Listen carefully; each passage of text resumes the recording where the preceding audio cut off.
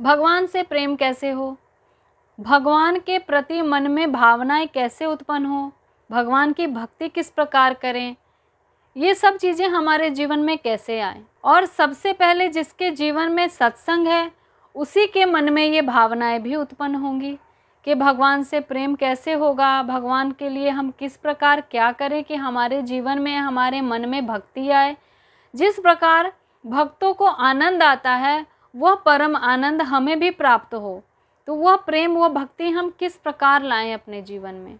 तो सबसे पहले सत्संग, स्वाध्याय और नाम जप, यह तीन अगर हम अपने जीवन में ले आते हैं तो हमारे जीवन में परम आनंद, भक्ति, भगवान से प्रेम सब प्राप्त होगा।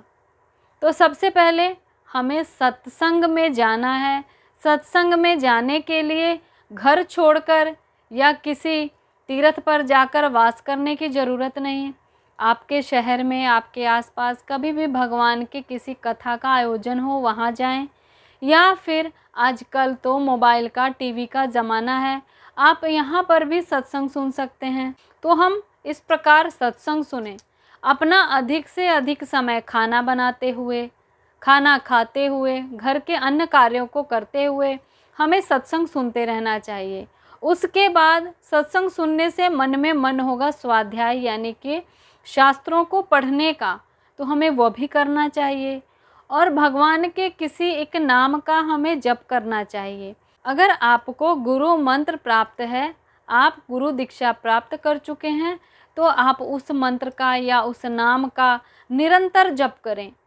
10, 15, 20, 25 आधा घंटा तो आप एकांत में जो बैठकर जप करने के लिए समय निकालें, जिस प्रकार भोजन के लिए निकालते हैं वह ज़रूर निकालें। इसके अतिरिक्त आपको हर समय अपने मन में उस नाम का, उस मंत्र का उच्चारण करना है।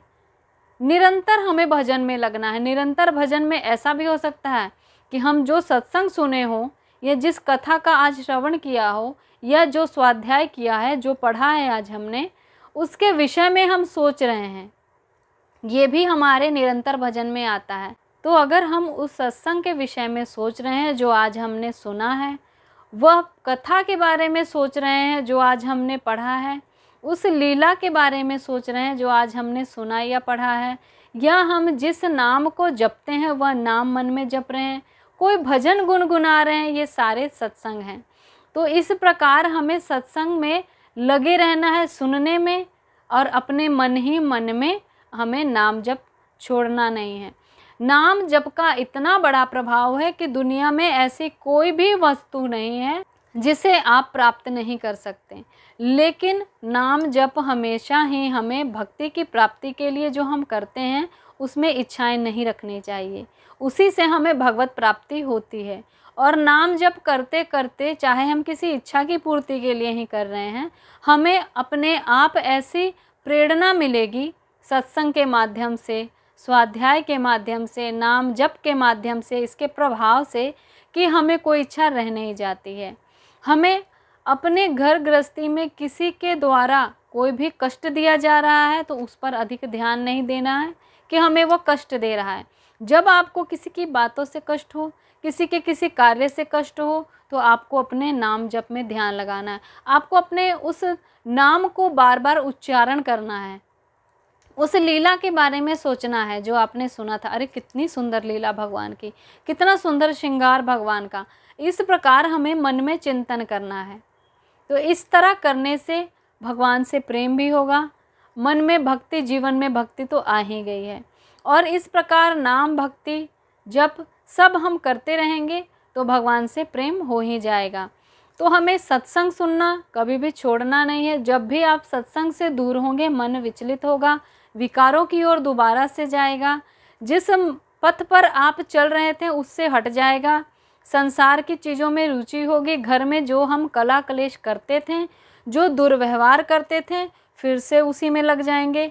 तो इसीलिए सत्संग नहीं छोड़ना है, नाम जप नहीं छोड़ना है, और खाली समय में हमें स्वाध्याय यानी कि शास्त्रों का अध्ययन करना है, पढ़ना है, भगवान की लीलाओं को। जरूरी नहीं है कि हम बड़े बड़े पुराण पढ़ें, हम साधु संतों के सुंदर सुंदर भाव पढ़ सकते हैं। बहुत सारे भक्त हुए हैं, उनके चरित्र पढ़ सकते हैं। सबसे पहले आप भक्तमाल पढ़िए, उसके बाद जैसे जैसे मन में जिज्ञासा हो वैसे वैसे आप पढ़िएगा। घर में भक्तमाल ला कर रखिए। भक्तमाल की एक कथा आप एक दिन पढ़िए, अगले दिन उसका चिंतन में लगाइए, उस प्रकार का आप कर्म करिए, जीवन में उसे लाइए जो उस भक्त के जीवन में था। उसके बाद अगला पढ़िए। इस प्रकार आप भक्तमाल का सबसे पहले अध्ययन करिए। मैं तो आपको यही कहूँगी, और जिसमें आपकी रुचि है उसका आप अध्ययन करिएगा। सबसे सरल, जीवन में भक्ति लानी है तो भक्तों के चरित्र को पढ़िए, अपने आप आपको भगवान से प्रेम हो जाएगा उनका प्रेम देखकर। सत्संग सुनिए, सत्संग सुनने से ही आपके जीवन में जो परिवर्तन होना है वो होगा। बिना सत्संग सुने कोई परिवर्तन नहीं होने वाला है, क्योंकि जब से हमने जन्म लिया है किसी न किसी के मुख से कोई ना कोई चीज़ सुनकर ही कर रहे हैं। हमारी माँ ने हमें कुछ ना कुछ सिखाना शुरू किया, सुनाना शुरू किया, उसी से हम सीखते गए, सुनते गए, करते गए, और आज बहुत कुछ सीख चुके हैं। तो सत्संग से हमारे जीवन में भगवान से प्रेम कैसे करना है इसके बारे में जानकारी होगी। तो सत्संग सुनने से ही हमारे जीवन में भगवान के प्रति प्रेम आएगा, उनके प्रति भक्ति आएगी। तो ये सब चीज़ें आप करिएगा। मेरे बताई हुई इस बात पर आप विश्वास कीजिए। संत महात्मा जन भी यही बताते हैं, शास्त्र पुराण भी यही बताते हैं, सत्संग ही सबसे उत्तम है। सत्संग सुने, भगवान का नाम जप करें, स्वाध्याय करें। इस प्रकार आपके जीवन में प्रेम आएगा, भगवान के प्रति भक्ति आएगी, और इसी प्रकार की चर्चा हम आगे भी करते रहेंगे। मैं इस प्रकार की चर्चा इसलिए करती रहती हूँ ताकि हम धर्म तो करें, हम पूजा पाठ, भक्ति, भगवान की पूजा, सेवा सब कुछ करते हैं, लेकिन भक्ति नहीं है, भगवान से प्रेम नहीं है, तो उसका कुछ हमारे जीवन पर खास प्रभाव नहीं पड़ेगा। जिस गृहस्थी में हम रह रहे हैं उसमें कुछ हमें सुख सुविधाएं प्राप्त हो जाएंगी, जिस कामना से हम जो कर रहे हैं वो कामना पूर्ण हो जाएंगी, लेकिन आनंद फिर भी प्राप्त होने वाला नहीं है। आनंद तभी प्राप्त होगा जब भगवान से प्रेम होगा।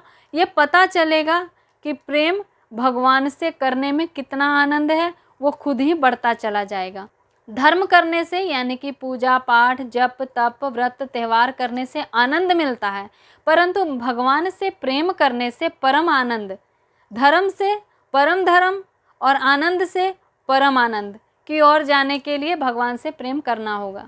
धर्म करने से, यानी कि पूजा पाठ, जप तप, ये सब चीज़ें करने से हमें हमारी इच्छाओं की पूर्ति करने में ये सहायक है। वो इच्छाएं पूरी होती हैं, कुछ सुख सुविधाएं जो हम चाहते हैं वो प्राप्त होती हैं, तो हमें आनंद आता है। लेकिन धर्म से ऊपर है परम धर्म, यानी कि इस पूजा पाठ जप तप के साथ ही हमें भगवान से प्रेम होना चाहिए, जो परम धर्म है। और धर्म से जब हमें इतना कुछ प्राप्त होता है आनंद, तो हमें परम धर्म से परम आनंद प्राप्त होता है। तो हमें धर्म से परम धर्म की ओर जाना है, यानी कि आनंद से परम आनंद की ओर। राधे राधे।